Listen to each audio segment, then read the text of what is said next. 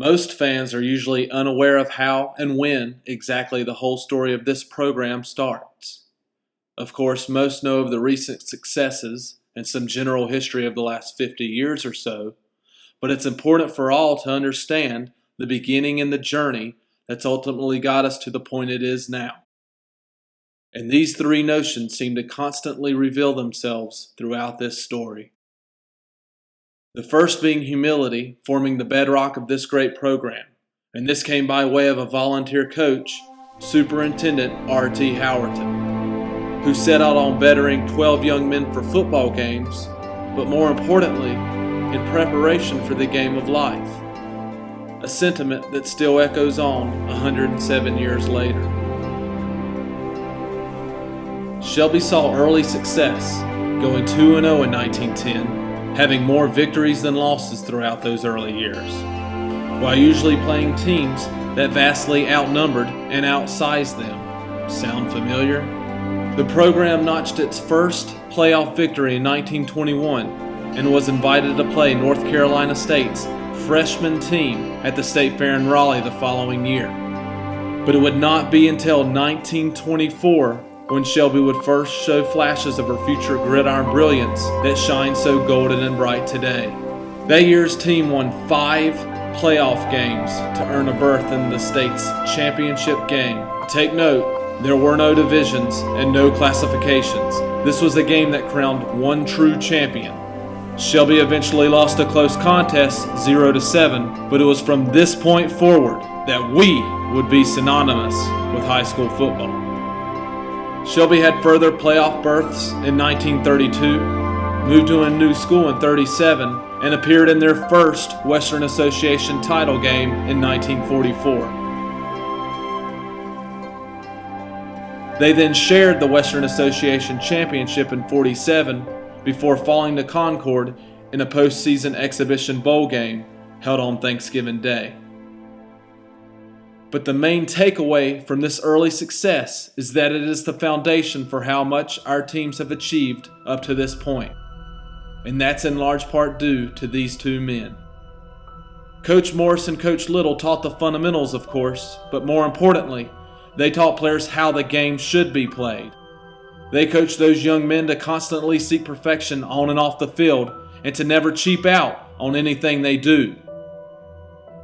It's safe to say those ideals are still clearly evident today, not only in this football program, but throughout the school's athletics and academics as well. Unknown at the time, a Shelby player and graduate of 45 would ultimately steer Shelby's course of domination that is so recognizable today. He was a kid who at the time didn't take school seriously. He'd often cut class and hang out at the local pool hall. But those same two coaches wouldn't give up on him, and recognizing his aptitude and athleticism, they made sure he wouldn't give up on himself. Coach Allen's contributions to this program are endless, and his early years would see achievements such as a late season victory in 1960 against South Carolina's #1 school, Gaffney High, who went on to win their state championship in the highest classification at the time. And then in 1963, Shelby played, though lost to Asheboro in the Western Association title game, a day which coincided with President Kennedy's assassination.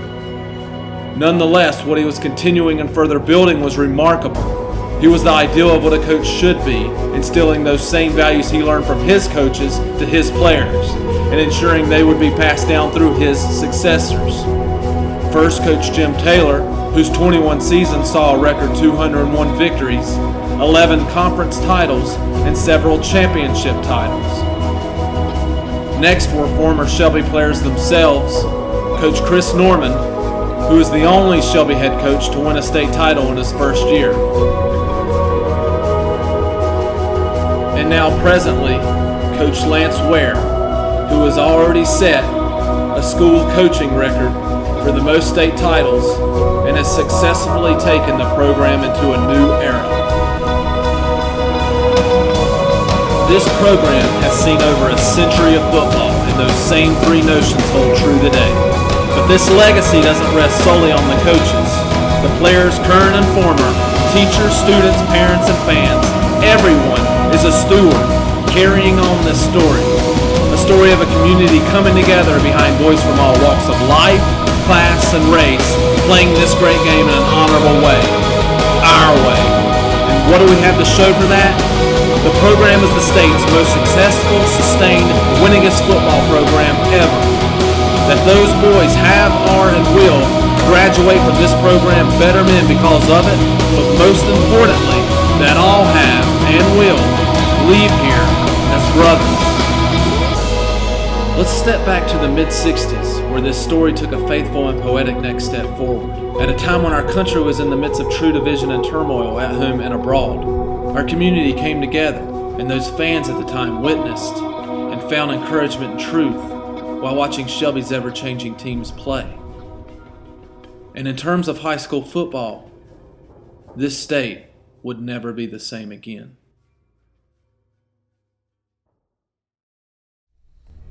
Coach Allen's 68 Shelby team was on the verge of something incredible, exceptional, improbable, and unparalleled.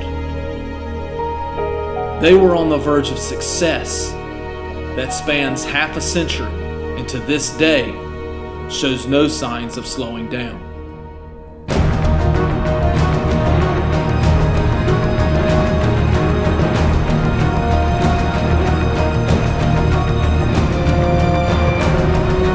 Shelby would go on a near-decade-long war path through the Western Association. After a late-season tie with Chase, Shelby would overwhelm the Trojans in the semifinals 3 weeks later to set up a title match with Thomasville. That Bulldog team was soundly crushed, 32-12, with Shelby claiming the title and finishing up 12-0-1. 2 years later, in 1970, Shelby again went 12-0-1 on the way to a second Western Association title in 3 years, eking out a close victory 13-7 over Boydenheim, present-day Salisbury High. 1972 would see the program's first undefeated season, going 13-0 and on to a third title, edging out Mooresville 26-21. Just as this Everhart clip shows, that year's Shelby team would not be denied. Shelby finished as the state's #1 team across all associations, voted on by the Associated Press. In '75, Shelby shared the title after a tie with North Davidson in the title game. But the following season of '76, they would hammer, bash, and pummel Lexington to the tune of 25-0. Taking their 5th title, closing out an era for the Western Association, and sending one of the state's greatest coaches out on top.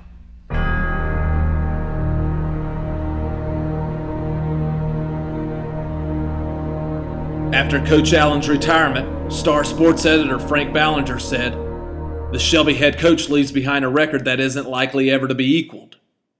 And with no slight to Coach Allen, boy, was he wrong. You see, Pearlie wasn't setting a record here to never again be matched or broken. Rather, he established a demand for all those who came after him to live up to. And they have. Coach Taylor's Shelby teams would go back-to-back in 1986 and '87. The first, Shelby playing at home, would barely squeeze by the previously unbeaten Havelock Rams. After a late field goal with less than 2 minutes to play, put them up 9-6 and propelled them to the program's first state title.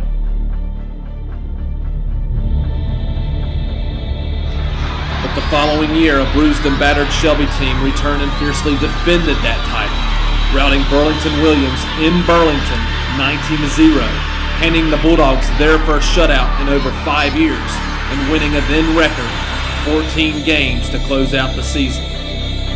Coach Norman's first team as a head coach won the title after a close playoff victory by way of a fake punt at High Point Central, before going on to take the state title solidly in 1998, beating Tarboro 34-14.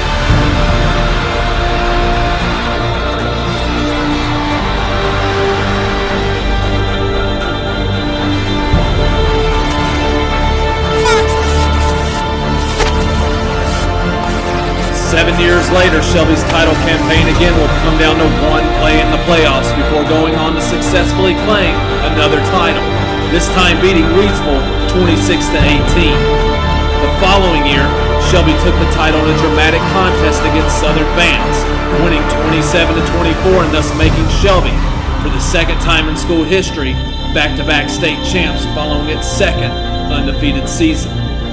But few could have imagined what was to occur here in these past 4 seasons. Shelby has decimated all challengers in this classification en route to a 4-peat, only the 4th such in state history. The 3 most recent of those challengers, under Huss, Monroe, and Northside, all 3A size schools at the time, and who will be playing in 3A the coming year. Shelby not only won the most outright Western Association football titles, but since 1977, the year the state was truly unified under one governing athletic body, no other school has won more state football titles than Shelby High. And we have the hardware to prove it.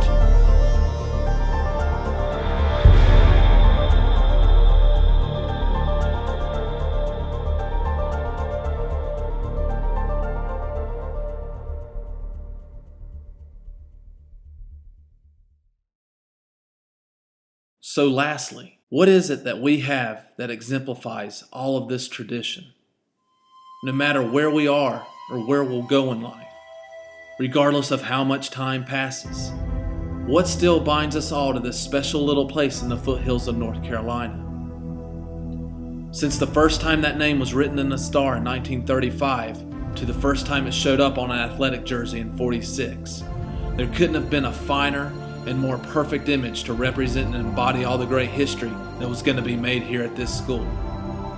It's a figure that represents courage, strength, wisdom, humility. It's awe-inspiring for athletes who get to display it, and intimidating for our competitors to have to face it. And let's not forget the importance of that adjective golden, a color of royalty, the best of the best, a measure of excellence and superiority.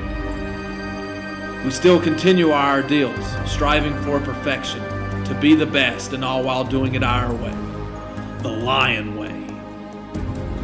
They're the only big cat in the animal kingdom that lives and works in a group, and we've never been a team of individuals, but rather a family, a pride, beating as one heart. And as the physical buildings of our school have changed, fans have come and they've passed.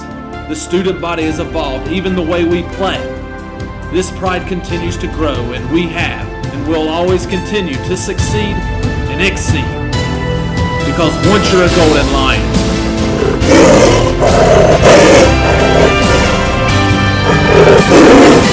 you're always a Golden Lion.